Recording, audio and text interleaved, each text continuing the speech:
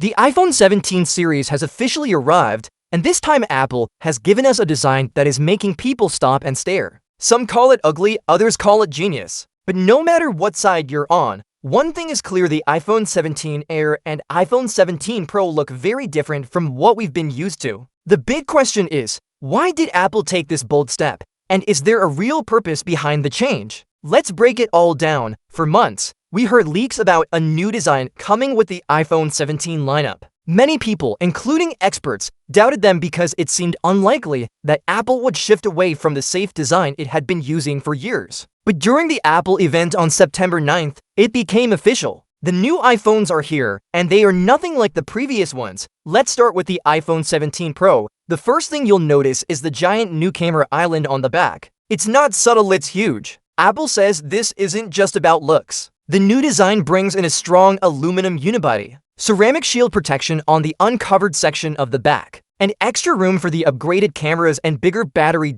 So what does the aluminum unibody achieve? According to Apple, this material is lighter, more rigid, and excellent at heat management. The A19 Pro chip inside the iPhone 17 Pro is powerful, and it generates heat when working at full speed. The aluminum helps dissipate that heat while also making space for a much bigger battery. In simple words, Apple has chosen function over pure style here.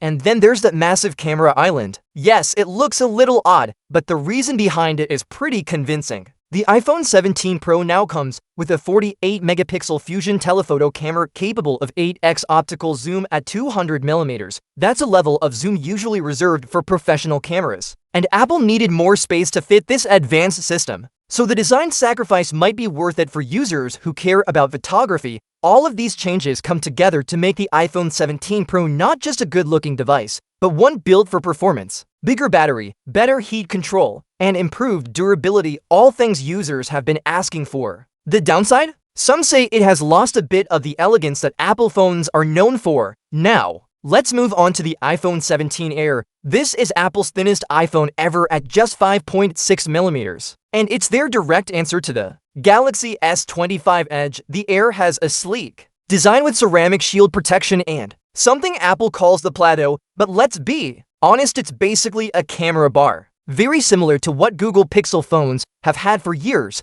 the plateau houses not only the cameras, but also the speaker and processor components. This unusual layout was necessary so Apple could fit in a bigger battery despite the Air's super thin body. But here's the catch: even with this clever arrangement, the Air's battery is still only what Apple calls all day. And we know from experience that all-day battery depends a lot on how heavily you use your phone. For power users, this might not be enough. The iPhone Air's design is elegant in terms of thinness, but the big camera bar makes it a little awkward. Some fans love the slim and futuristic look, while others think Apple has lost the classic iPhone identity. It's definitely a risk, and only time will tell if the Air will find success or it will end up like the discontinued iPhone mini. So, where does that leave us? Personally, I think the iPhone 17 Pro's design is easier to accept once you understand the reasons behind it. Yes, the camera island is massive, but it delivers features that truly stand out, like advanced zoom and bigger battery life. Plus, the new cosmic orange color option is unique and helps balance out the heavy design.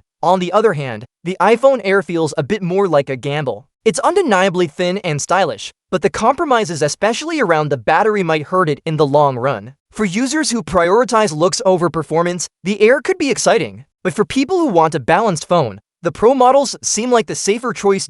In the end, calling the iPhone 17 ugly or genius depends on what you value in a smartphone. Apple hasn't changed the design just for the sake of being different. At least with the Pro models, every change has a reason: better cameras, bigger batteries, improved cooling, and more durability. The Air is a bold experiment, but whether people accept it will depend on how well it performs in real-world use. So, the iPhone 17 lineup might not be the prettiest Apple has ever made, but it could be among the smartest in terms of design choices. What do you think? Is the iPhone 17 a step forward in innovation, or did Apple go too far with these changes?